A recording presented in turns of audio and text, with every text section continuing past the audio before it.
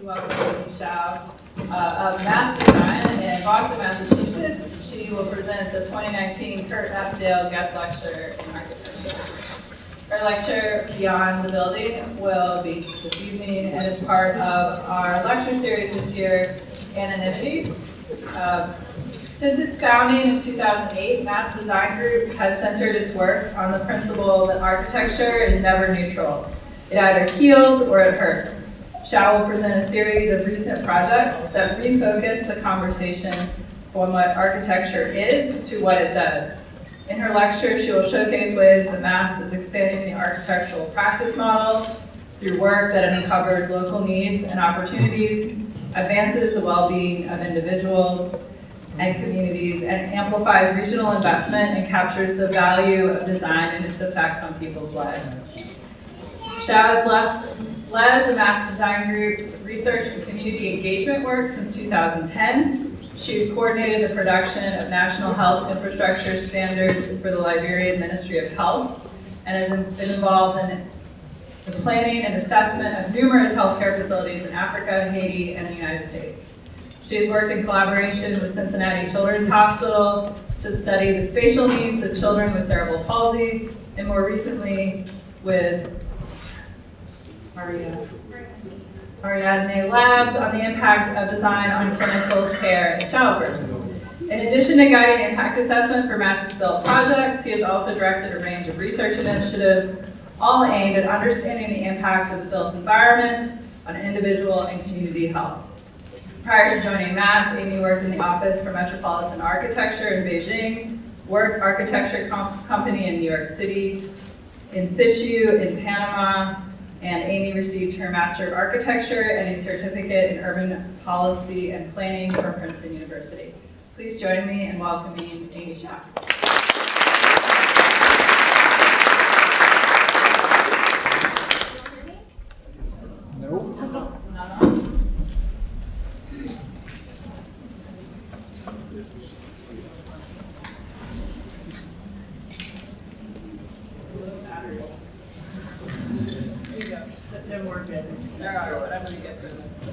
Is this still on?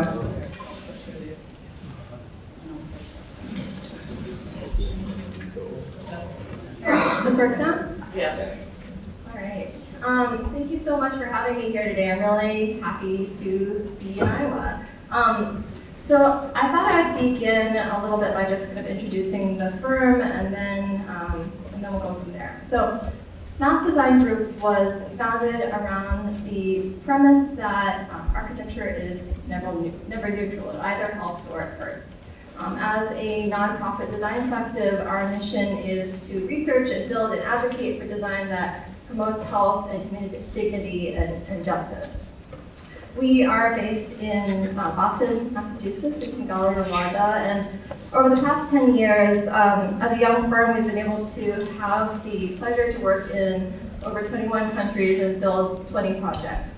We recently opened our first U.S. project, the National Peace and Justice Memorial in Montgomery, New York, otherwise known as the Lynching Memorial. Today, I'd like to talk a little bit about some of the ways that we are working to expand the expectations for architectural practice.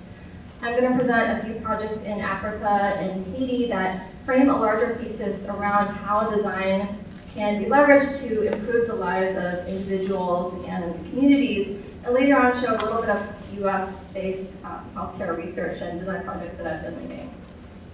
Before showing you some of the projects, though, I thought that it was really important to share stories in doing so. I was really struck by the lecture title or theme, Anonymity, and particularly that provocation of what architecture does not name. We built our practice around the idea that buildings are not products but processes, and the way that we approach research and design and construction and even documentation through mediums like film are really about trying to honor the people that inhabit our buildings, the people who build our buildings, and even our own stories as designers. So to get there, I thought I would start at the very beginning. Mass operates around the premise or the thesis that every project has a mission. And to find that mission, designers really need to get proximate to ask questions that we didn't know needed to be asked. And so seek solutions that are very specific to places. Our first project was a hospital in Rwanda with Partners in Health, led by Dr. Paul Farmer on the left, and the Rwanda Ministry of Health, led by Dr. Amie Shao on the right. Our site was located in a really spectacular mountainous region of Rwanda with over 400,000 people and not a single doctor. Airborne infection was something that we really quickly realized that we needed to very carefully think about. We were very aware of the dangers of imported architecture that wasn't tailored to place. In 2006 in Tugela, South Africa, there had been an outbreak of extremely drug-resistant tuberculosis in this hospital. And the reason why it happened was the hospital wasn't designed for the local climate. It wasn't designed for the local disease burdens and the health delivery practices. When the outbreak happened, people were coming in for things like broken legs. They were waiting in crowded, unventilated hallways, and they were coming out with extremely drug-resistant tuberculosis, which most of them died from. We recognized that this was the power of space to harm, and how could we, as young designers, invert that and create spaces that not only prevent harm, but actually do something positive. We knew that we needed to create a contextually responsive hospital that would not only address airborne infection, but offer dignified and high-quality care and embed healthcare in the local community. So hallways were contributing to airborne transmission. How could we leverage Rwanda's amazing temperate climate and do away with hallways? Rather than create a large building with a thick floor plate with double-loaded corridors, how could we create a campus of smaller buildings that would have totally external circulation? And when we learned that individual patient rooms in this context, well, that was what's upheld in the U.S. healthcare context as the rule. In this context, those individual patient rooms are actually affiliated with higher mortality because there wasn't the staff to adequately oversee all the patients in the different rooms, and there wasn't enough oversight. So then we began to ask, how can we create open wards that allow a lot of beds for a lot of patients that still affords some privacy and some views and some dignity? And so we inverted the traditional layout of an open ward, which is, it's called a nightingale layout, where you have the beds lined up on the outside, looking inward towards one another. But as a sick patient, what is the last thing that you would want to look at? It would be other sick patients. So we flipped this around and we created mid-height walls in the center that could house all of the electricity, medical gases, et cetera. And this allowed us to flip the beds looking outwards towards some beautiful views. And it allowed us to open up the walls to have large windows for ventilation. We also thought really deeply about how we could embed the architecture in the local landscape and the local community. And I think it was really important for us to think about what it means to create architecture that's grounded in place. And we really realized in doing so that that not only meant that we had to design a building as a final product that is grounded in place, but that we must design the process itself. When we began making decisions and looking into how we were going to build this building, we learned that excavating the foundations would actually be not only much more inexpensive to do so by hand, but would create thousands of jobs in comparison to the same cost of hiring a single bulldozer. So we were able to create thousands of jobs, leveraging local labor and training opportunities. And we are also able to think very carefully about craft and material and about production. To me, the exterior building is one of the most beautiful aspects of the whole campus. It's this jigsaw zigzag of different pieces of volcanic stone very tightly fitted together.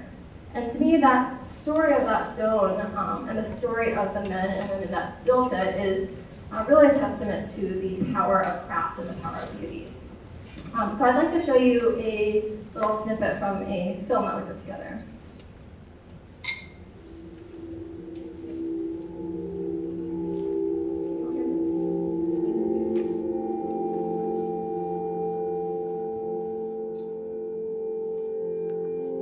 urabona twubakaga ibyondo umucanga aya hariya ntabwo tuyubakisha nyara twayubakishije gusa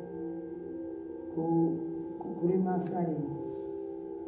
In a lot of our designs, we'll be using materials that people are usually using, but in different ways, pushing for innovative ways of construction. So how do we give more value to materials that are usually considered as worthless? ikintu kinshimisha ndiba ni uko abantu tuba duhura bakava banakoze ibintu byiza hano iri haya makuru.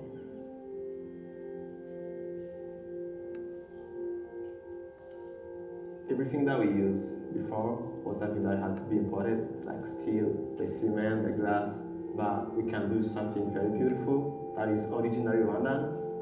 So the way these stones have transformed the whole region, the image of Rwanda, the image of architecture of Rwanda, for me it's something very beautiful.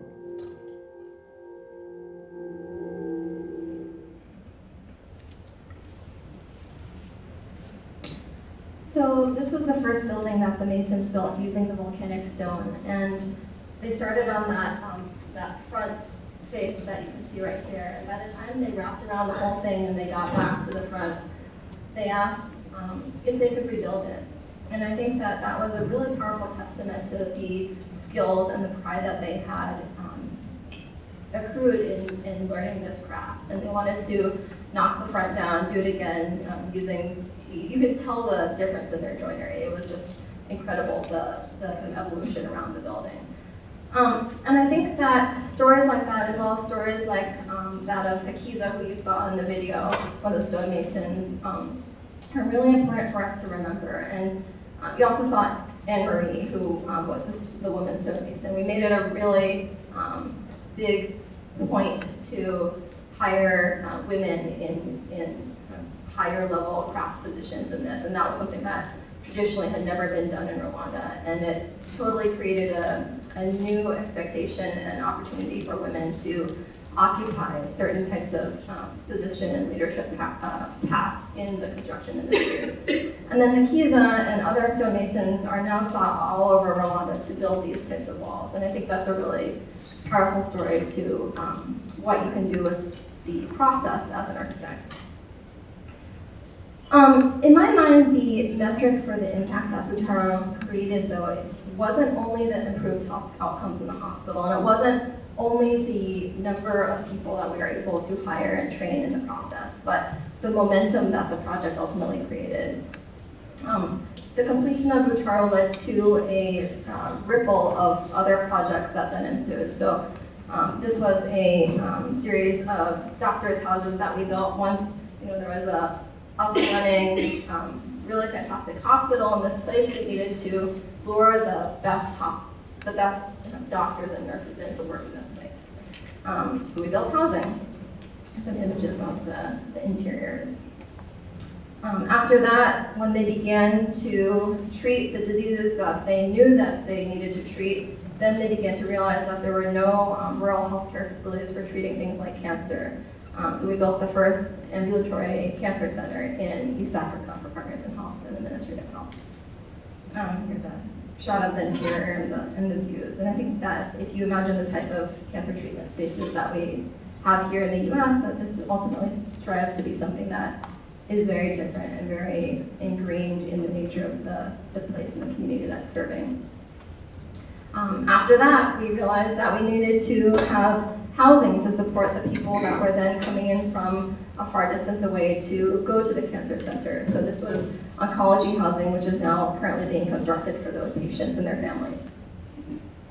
And then after that, the Minister of Health got really invested in expanding the potential of this place and began working with the government and other partners to create the first national teaching hospital in this area as well, which we just completed the construction of the housing for the students attending the university. So from a rural hilltop 10 years ago that didn't have a single doctor to now being a vital core of Rwanda's incredible healthcare success story. I think that Butaro is a story about the power of architecture to celebrate and honor a place, and in doing so, inspire and amplify impacts beyond the building. For us, effecting change beyond the building, though, also means developing policy and innovation within a technological category and influencing the industry very broadly. I joined MASS in 2010, just as we were beginning to work in Haiti. The earthquake 1 year prior had devastated much of the infrastructure in Port-au-Prince and the areas around, and there were a lot of communities that were really struggling to rebuild. We went to work in Haiti with a visionary Haitian doctor named Dr. Jean-William Pop, who ran a local healthcare organization called JEFSCO, which focused on infectious diseases. The tuberculosis facility that they had created had been totally collapsed in the earthquake, and they were housing patients in tents. This is a really terrible living condition. This is something that you go to and get housed for 3 to 6 months while you receive treatment, and you're in 90-degree weather. So our mission was to create a beautiful and dignified and healing place for patients to receive treatment like Butaro, but because of the nature of this place, it was unlike Butaro, which is general patients coming in for a lot of stuff and you don't know what they have. Here, people are diagnosed with TB and you want to prevent them from mingling and developing harder to treat strands of TB. So the scheme here was a skinny long bar wrapped around a courtyard with individual isolation rooms that patients could stay in during their time there. While we were there in Haiti designing the tuberculosis facility, Dr. Pop asked us to come and advise on a little side project of his.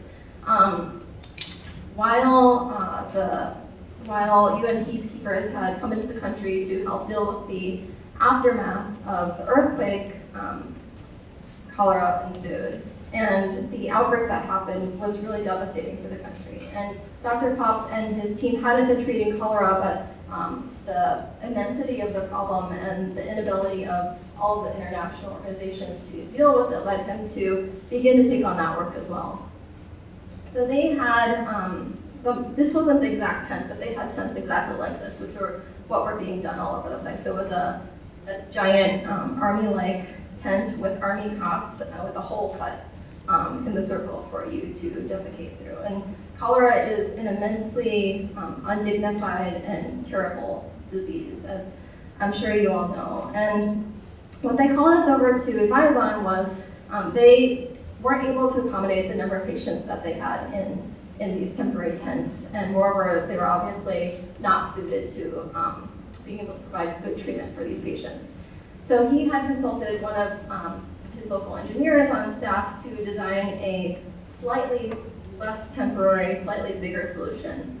But when we came and looked at it, it was essentially a large metal shed that was obviously going to be not that much better to be in. It would be hot and stuffy and dark.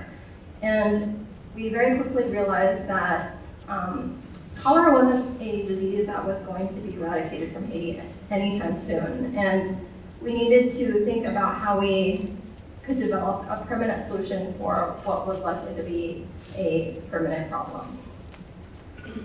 So we filmed a full-length documentary about this project that uses JEFSCO's voice to tell the story. And I thought I would show you a little trailer of the film before describing the project a little bit in more detail.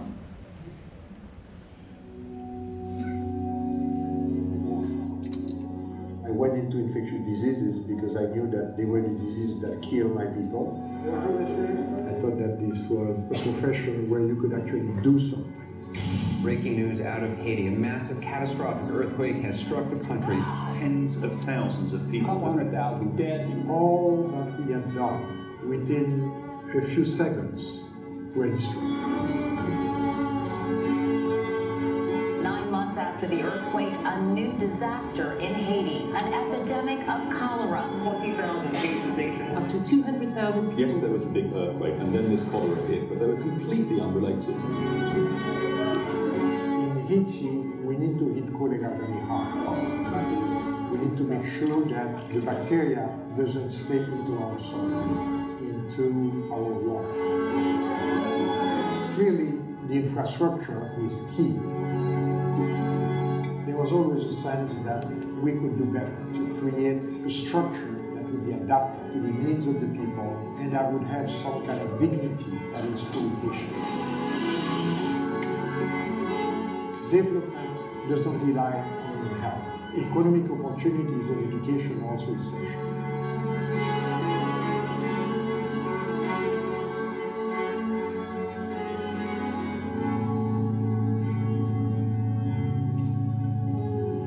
Ceci est une révolution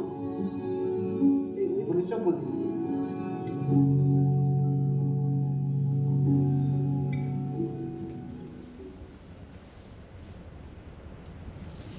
To me, the Justio Color Treatment Center project illustrates how we as designers can broaden the boundaries for what a project can do. And the importance of kind of stepping back from the brief that you're initially handed to think about how you want to create immediate and long-lasting change.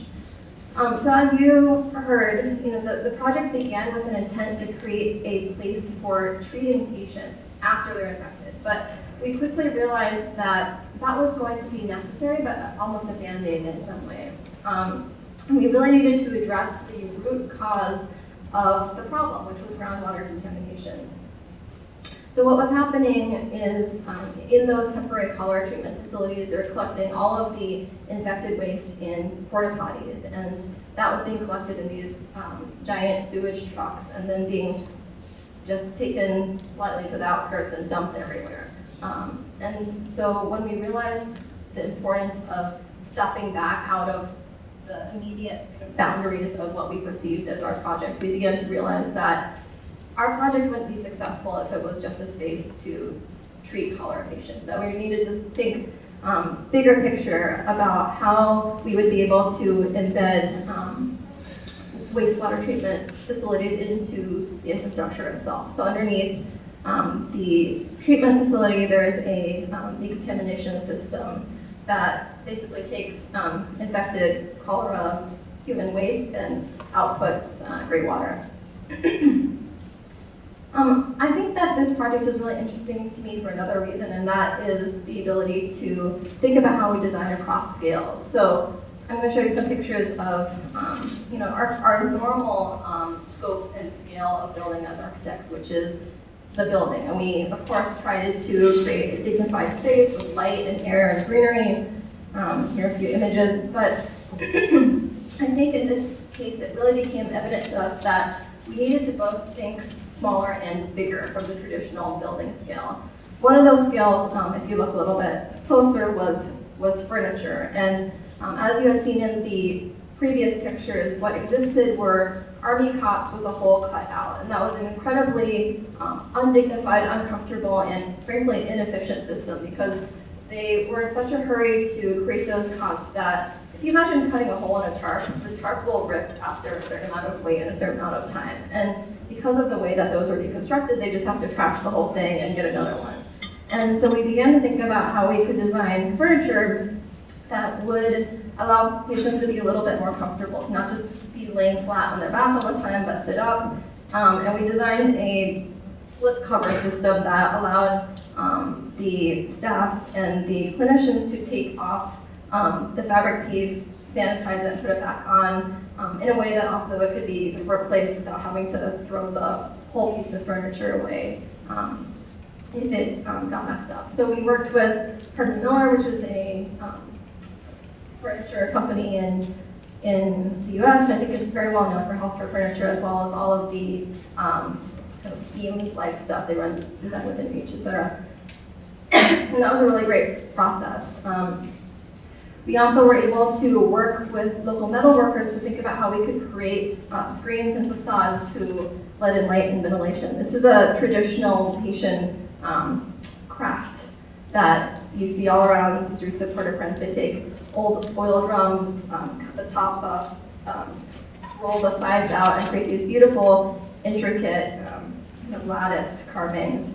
And we worked with a couple of local metal workers to think about how we could create a screen system that would let air flow through the building and let light into the building while maintaining privacy in the kind of lower areas where the patients were.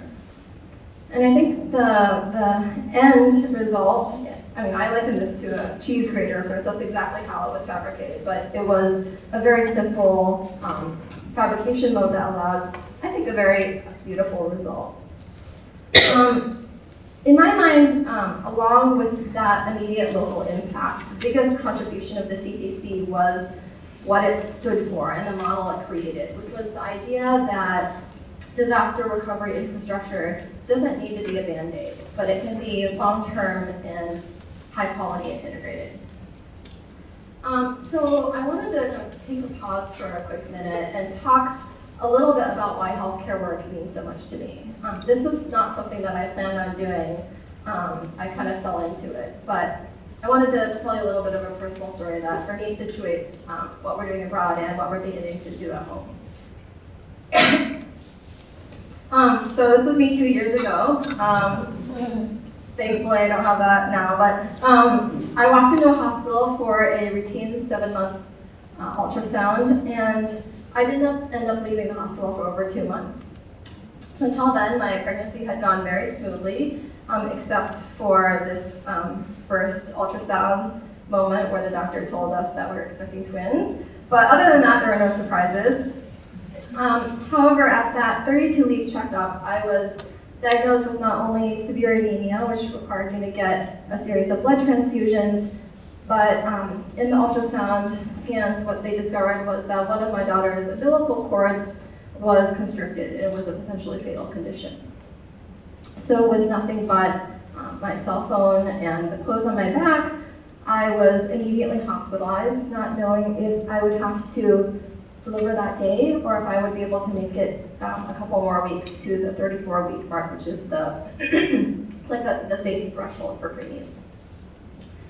So over the next 2 months, I went through a spectrum of spaces. I made it 2 weeks in the end, but I went from exam rooms to hematology, which is where you do the blood transfusions, to the antenatal ward, to the labor and delivery ward, to eventually the postpartum ward, and then the NICU. And being lucky enough to live in Boston, the care was exceptional, and I was really grateful and really acknowledged how lucky I was to be in this place of such excellent world-class care.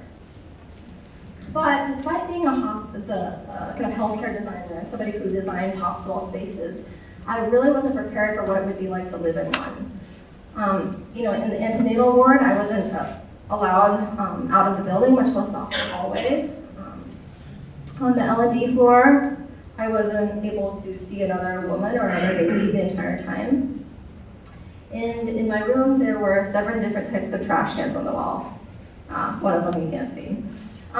And I began thinking, what was going to happen in there that is going to make for 7 different types of trash? This was really scary, and this really stuck with me. And what these spaces said to me was, this building is filled with people doing great work, who are there to save your life, but it's not really designed to address who you are and what you need. And this was as far from a home as I could imagine, and I really felt institutionalized. As a healthcare researcher and designer, this is something that I think about a lot.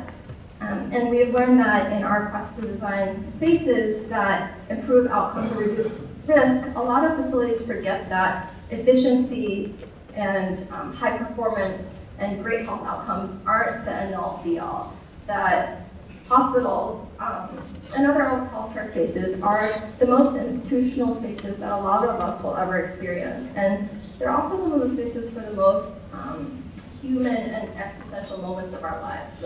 whether it's the birth of our children or the death of our parents or a really bad diagnosis. So I'm going to flip back now to some of our work abroad and talk a little bit about what that meant to me and how I was reflecting on my professional work while going through some of this. So those challenges that I talked about, the notion that healthcare spaces are not just like where you go to receive something, but they're meaningful points and really memorable points in your time as a person, is something that I saw firsthand in Malawi. In Malawi, maternal and infant mortality is a huge challenge, the major issue being access to care. Expectant mothers have to walk really long distances to healthcare facilities, and that was leading to really bad health outcomes. So we were approached by UNC Malawi and the Ministry of Health to create a center where women could come early to have safer births, what they call the maternity waiting home.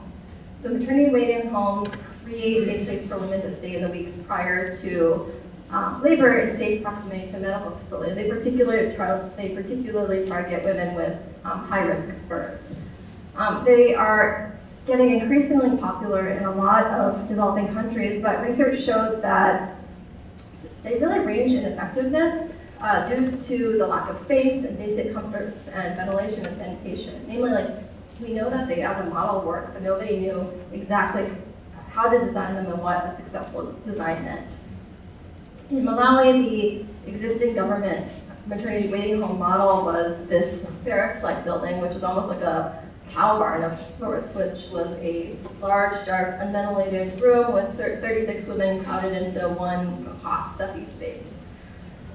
And if you can think about, what our initial reaction was to this, we very quickly realized that our challenge was to totally rethink what people imagined when they thought of a maternity waiting home. That it wasn't supposed to be a cowshed. It wasn't even supposed to be a hotel.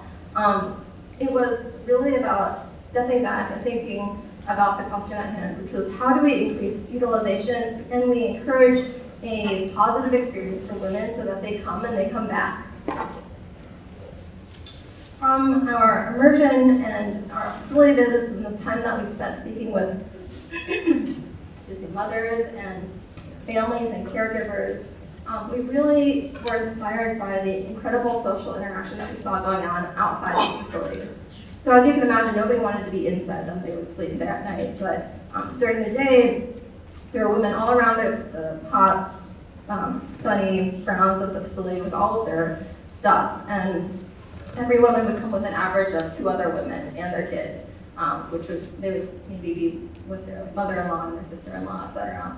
But this wasn't being designed for. I think that the facilities and the system thought about it as an inconvenience, and we really recognized quickly that we needed to be responsible designers to design for that. We quickly realized that maternity waiting homes really aren't actually about shelter.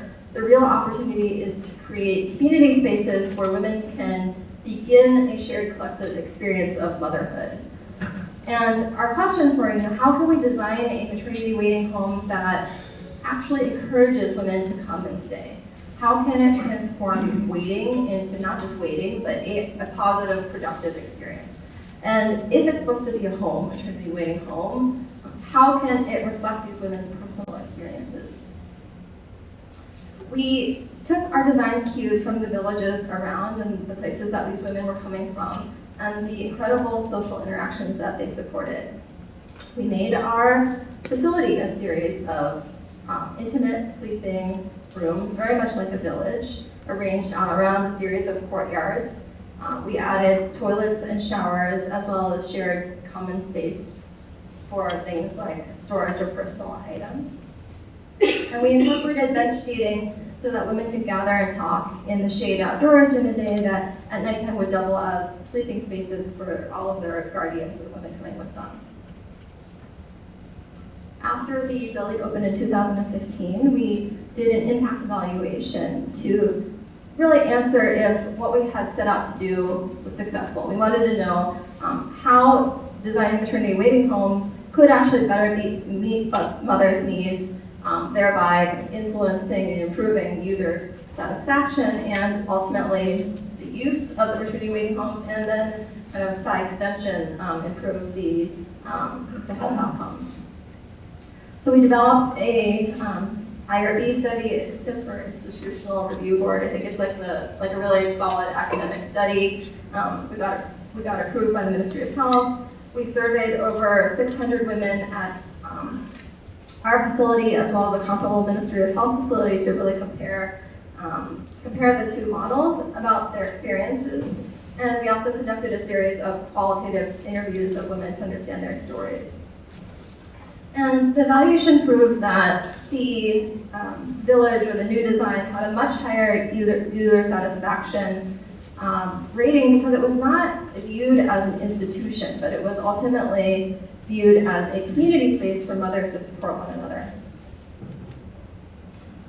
When I was in the hospital, the maternity waiting village was very present in my mind, partially because I was wrapping up the evaluation at that moment from my antenatal room, trying to get it all done before I had the twins. But it also was on my mind because I knew that maternity waiting spaces weren't only applicable in remote places like Malawi. They were equally as applicable here at home in the US. I had seen an article about a prematernal home in Alaska that was really celebrated for addressing high maternal infant mortality rates in Native Alaskans by creating a place of community. And I was really struck by a particular passage in the article which echoed our experience in Malawi, and it said, the results of the effort go beyond medicine. But then the article went on to talk about how some women felt so homesick that they ended up leaving despite the risks. In some cases, giving birth by the side of the road or in a canoe on their way back to their villages. And when I looked at the images of the space in the article, I began asking myself, how could those women's experiences have been different if the design were less institutional and more aligned with culture at place at home? And I began to think about the fact that, I think that this was a success story because it existed, but if it were designed with these women's needs in a little bit more of a refined way, how much better would it have been? It occurred to me at that time that underneath it all, despite appearances, the antenatal ward that I was in was essentially a maternity waiting home. I was a high-risk mother in the final weeks of pregnancy that needed to be close by people who knew what they were doing. But other than checking the baby's heart rates a couple times a day, I didn't actually need to be locked into a medical space. I was being taken care of, but the confinement weakened me a lot, physically and mentally, because I wasn't able to walk anywhere. And I was so bored out of my mind, I had my husband bring in my sewing machine. The nurses thought that this was the craziest but most fun thing that they had ever seen, and they often kind of peeked in to see what I was making. I thought, though, that keeping productive and keeping occupied and having purpose, though, was a really important part of staying sane. And when you think about the images of the maternity waiting home versus the images of my experience, I, at that moment, felt very strangely jealous. And these women had very little. They had a couple of things in some plastic bags that they brought with them. And their medical care was not going to compare to mine. In some facilities, they don't always have running water or electricity. But they had community and purpose, and I was alone with my fabric until my husband could come at night. And the overall experience made me realize that if we are given a choice for a space that is just a place for work to occur versus a place that really means something to people, we would probably often choose comfort and dignity no matter the risks. So in my mind, Taro Jesco taught us about the power of design to impact systems and communities, but the maternity waiting home taught us about the power of design to shape individual experiences and behaviors, and the idea that spaces can foster a community. So I think that I'm nearing the end of our time here, but I wanted to really quickly flip through a couple of basic principles. I'm going to go through this super fast that talk about, we're often known as international architects, people that practice in Haiti and Africa. Now we're doing a lot of work in the US, and I think it's important to think about, in our minds, it's not different. We feel like the principles that matter in our work are very translatable between our work abroad and here in the US. The first is beginning with really bold aspirations. So as an architect, when you show up to a healthcare facility, or if you're doing some kind of work for a client, you're often asked initially to just begin by solving the functional problems that they're faced with, which is the reason they're asking for something that should be done in the first place. People typically assume that the goal of design is just to kind of fix those problems and maximize efficiency. And then after that is taken care of, then you can kind of snazz it up with some nice interior design and some finishes and think about positive patient experience and so on. But if we think that all that's needed to create spaces that matter to people are a couple of views out a window and some nice wood details, then we're missing the point. And in our work, that we found that the most valuable thing that we can bring as designers is not to show up with the intent of fixing the visible problems, although that is what we want to do, but we also want to enable enable our clients to ask really hard and bold questions about what they're trying to do, the impact that they're trying to create, and the aspirations that they're after. And we built our firm around hard questions like the ones that you've just seen. We're often really also very intent on this idea that it's important to search for the impact that design has and to be able to prove that design has impact. In a world that's driven by bottom lines, often our clients insist that we value engineer out certain decisions because it's hard to prove why they matter or not. And it's also really important to collect lessons and best practices and build on our knowledge across projects. So I'm just going to skip through this, but this is a research project that we did with Ariadne Labs, which was founded by a famous doctor named Atul Gawande. He writes in the New Yorker. And it was really trying to answer this question of whether and how the design of labor and delivery floors can influence how clinicians make decisions which ultimately influence C-section rates. And I just wanted to pop this in as an example that the maternity waiting village was a case study where we showed how we evaluate the impact of our own built projects. This project, it's on our website if you're curious to take a closer look, but it was about how can we step back and look at bigger problems in architecture and design outside of our own work and seek to answer really hard questions. So here, what we were after was to show that design does have a really strong role in the fact that when you walk into a labor and delivery floor, there's a risk ranging from 7% to 70% of whether you're going to end up as a woman having a C-section, kind of like irregardless of your actual personal health risks. And that number is staggering and it's crazy, and it's determined by a lot of factors, management, et cetera, but management is also determined by space.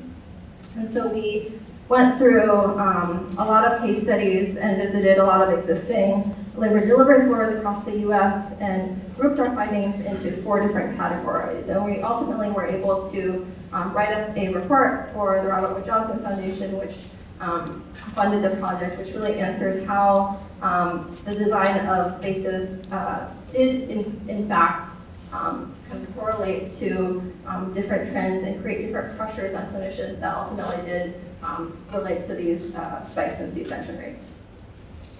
And the last thing I just want to touch on really quickly is that it's really important to not just think about how innovation can come from resolving constraints, but how innovation also needs to come from how we amplify healing and we amplify dignity. I had shown this image previously in my presentation, but to this day I associate my labor with this wall of trash cans, which even the nurses in the end weren't able to explain the purpose of. And facilities put systems and infrastructure in place to create rules and order and protect us, but sometimes it can get out of hand and create the opposite effect. And it really doesn't need to be that way. In my mind, this idea of kind of getting carried away with ourselves resonates really deeply with the project I'm working on right now with a furniture line for Amie Shao, which is nested underneath Herman Miller, and it's a line of behavioral health furniture. It's basically like furniture for mental health and psychiatric treatment facilities. So when we began looking into what exists on the market and formulated a thesis around what we're trying to do, we realized that all the stuff that was out there currently, it basically markets itself, it markets itself around what it's not doing. It sells itself as being anti-ligature, which means you can't tie something around it and strangle yourself. It's anti-contraband, which means you can't hide some, like a sharp, dangerous object or a needle inside of it. It's anti-flammable, it's anti-everything.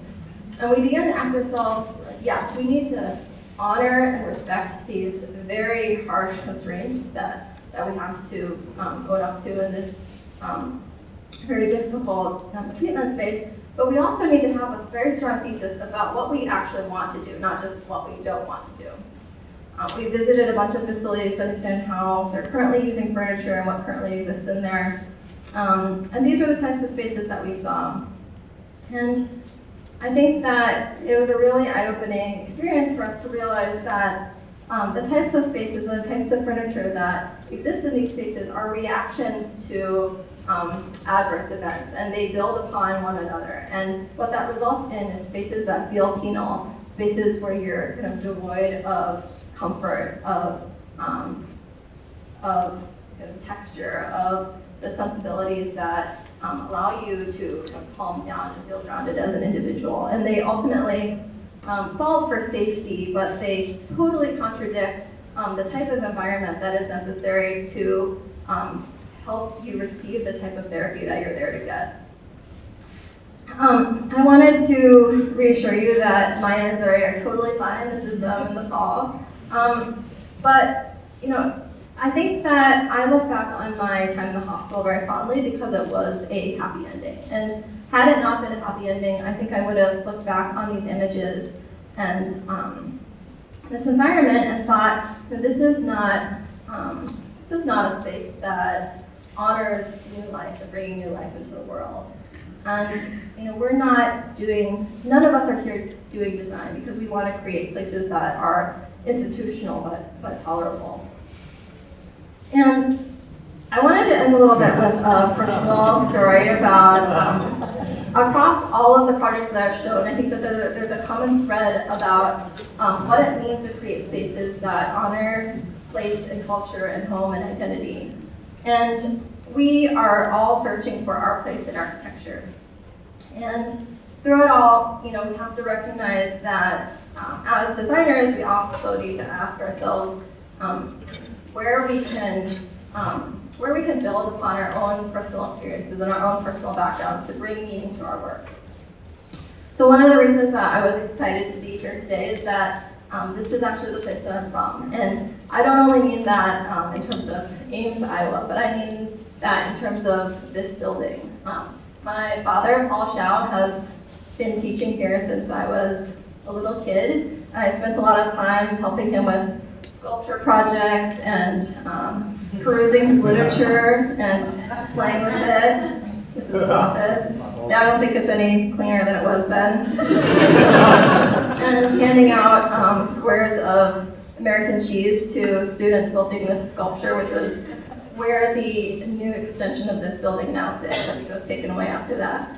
I think for a long time it never occurred to me, it was very easy for me to separate my life as an individual from my life as a professional. And I think increasingly as I get older and slightly older and more wiser, it's really important as designers to think about where we come from and experiences that make us who we are today and make architecture mean something to us. And you know, I think that the bigger question that we are all after in all of our work, no matter how we practice, is how we can leverage design to improve lives. And as we all go back to our studios and our practices and our places of work, I think it's really important to think about how you can broaden your aspirations around what we think design can do and what agency and accountability you have as a design professional.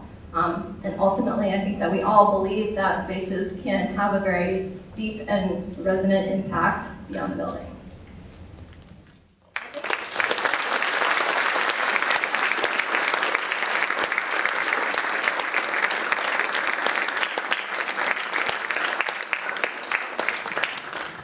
Thank you, Amie, for a really thoughtful lecture. Do we have any questions? Yes. Hi.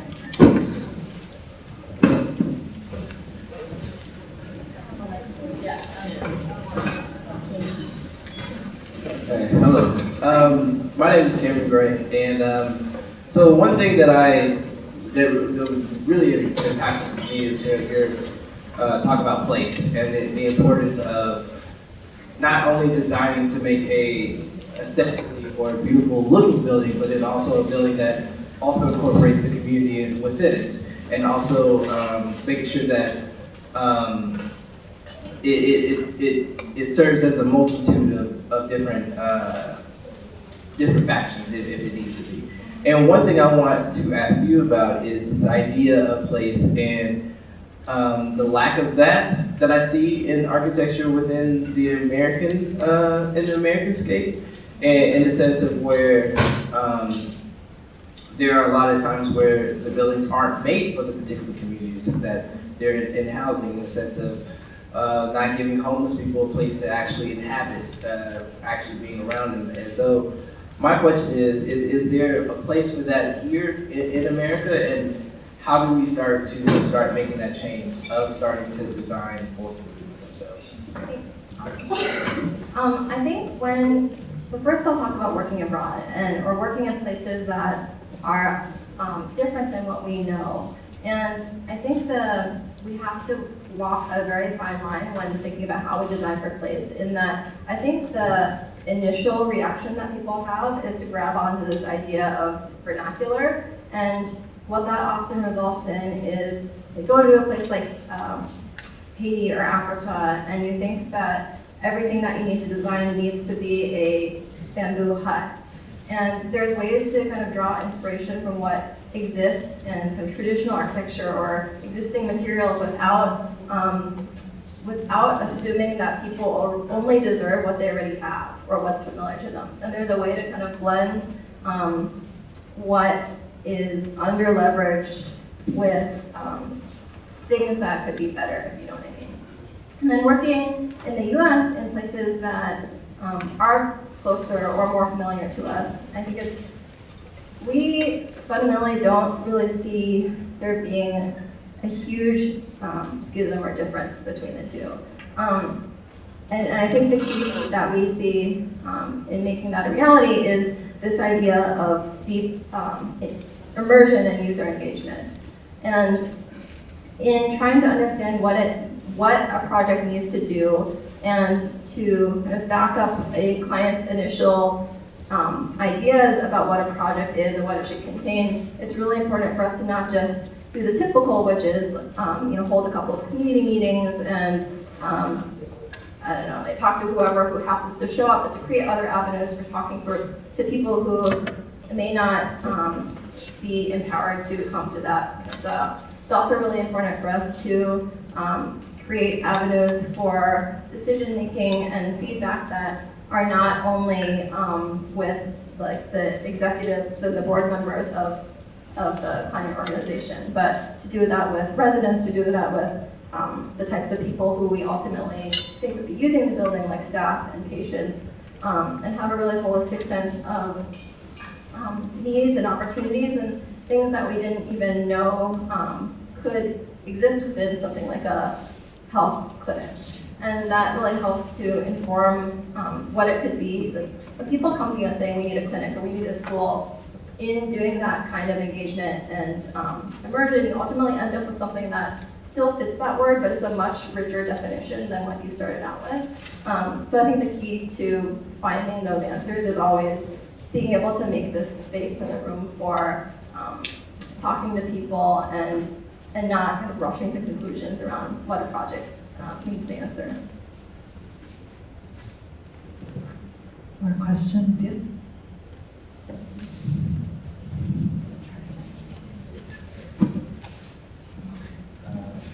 Amie, thanks for the inspiring lecture. My question follows Cameron's a little bit. It's actually on the topic, you brought up that the infrastructure is like a massive piece in a lot of these projects where it's either there's a challenge to the infrastructure or overcoming some sort of issue with the infrastructure. And I'm curious about how that translates to an American perspective, where sometimes the problem isn't that there is a lack of infrastructure, but that there's too much of infrastructure. Maybe not built, but for instance, some of these examples, there's not like a building network of workers, so it's about the community coming together, and there's like a bottom-up kind of infrastructure that occurs that allows that building to come up. Whereas in the United States, we might have building code or certain kind of commercial infrastructures that prevent us from having like bottom-up kind of collective buildings like of the same kind of type or process. And I'm wondering, in your experience, how you've seen or like what opportunities that like we might have, or what methods might exist for more contemporary circumstances. Yeah. I think I'm going to answer your question in a little bit of a roundabout way. So, what you're pointing to is that while some of our methods for defining what a project could be and the type of impact it could create is the same from the global south to the global north, that ultimately the way that the kind of like economic constraints around the realities of construction are totally opposite. So in places like Rwanda, labor is really inexpensive and imported materials are really expensive. And here is the opposite. Here, materials are cheaper and labor is more expensive. So you can't build a building here hiring 5,000 local women just on your whim, and there's different, there's less flexibility in terms of design, build arrangements, and like being your own builder like we have there.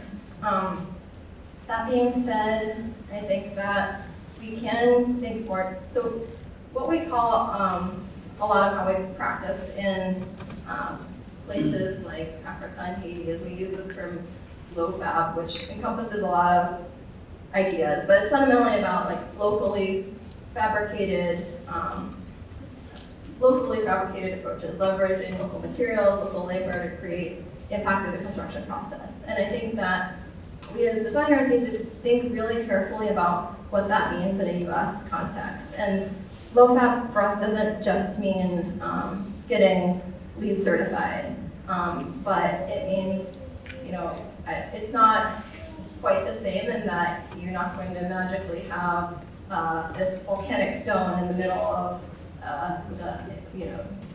Ames, Iowa that you can build with, and it's something that nobody else has discovered. But there's other ways to think about resources that are available locally that may be untapped, that you can create an argument about why that is specific to place. For instance, like in this project that we're trying to do in Colorado, we learned about beetle kill pine, which is wood that had to get cut down because it got beetle infestations, and trying to show the traces of that in the ultimate products that we were designing.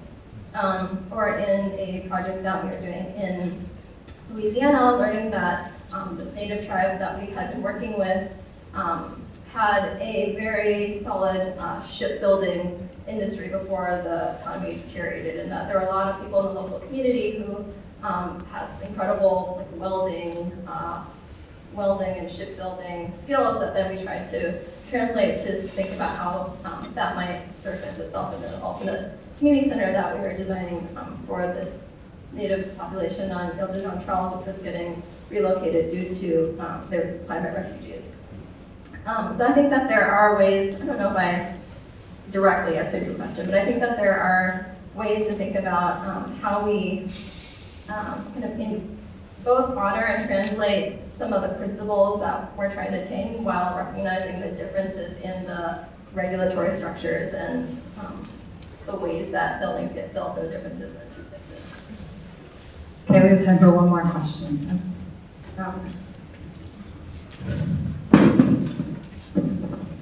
Hi, Amie, welcome home.